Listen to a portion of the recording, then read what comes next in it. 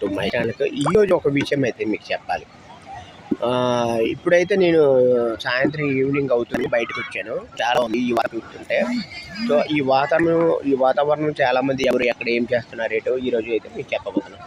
ఇటువైపు చూసుకున్నట్టయితే అందరూ క్రికెట్ ఆడుతున్నారు. చూడండి, క్రికెట్ ఆడుతున్నారు. అక్కడైతే సముద్రంలో అటువైపు లోతుగా ఉంటుందండి. చాలామంది పిల్లలు కూడా, చాలామంది పెద్దలు కూడా అందరూ స్నానం చేస్తున్నారు. చూడండి, అక్కడ అంతా అలాగా ఆ చివరి నుంచి ఈ చివరి వరకు స్నానం చేస్తున్నారు.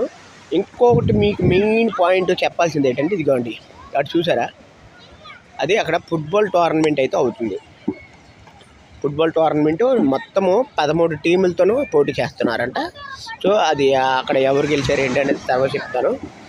అయితే ఇంకో రెండో పాయింట్ అది తెలుసా, ఇది ఎక్కడో కాదు, మన వైజాగ్ పోర్టు ట్రాన్స్పోర్టేషన్ అన్నమాట. ఇంటర్నేషనల్ ట్రాన్స్పోర్టేషను ఇది ఒక పాయింట్ అవుతుంది వైజాగ్లో. చాలామంది మీరు ఇది చూసుంటారు కదా, ఈ లైను పెద్ద పెద్ద సినిమాల్లోన ఇక్కడ షూటింగ్లు అవుతుంటాయి. ఇది ఒకటి, అలా కూడా ఒకటి, చాలా వరకు అయితే సినిమా షూటింగ్లు అవుతాయి అనమాట ఇక్కడ ఈ లైన్. నేను అక్కడే ఉన్నాను. ఇక్కడ చాలామంది, కొంతమందికి అయితే చేప దొరికితే చాలు ఫ్రై చేసుకుని తినాలని చాలామంది అనుకుంటున్నారు.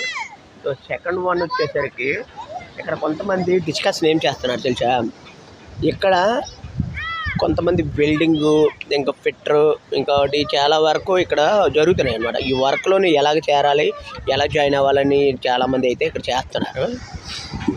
ఇంకో అబ్జర్వేషన్ చేసింది అయితే అలా కూడా చూడండి, మీకు తెలియదు కానీ ఆ గోడ పక్కన అయితే చాలామంది కొద్దిగా గ్యాంగ్ అయితే ఉన్నారు.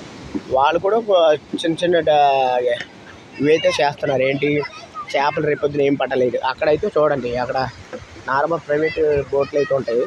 అక్కడ చూడండి, జిమ్ చేస్తారు, మీకు కనబడుతుంది, కనిపిస్తున్నాయా, అవన్నీ బోట్లు అనమాట. అంటే రేపు పొద్దున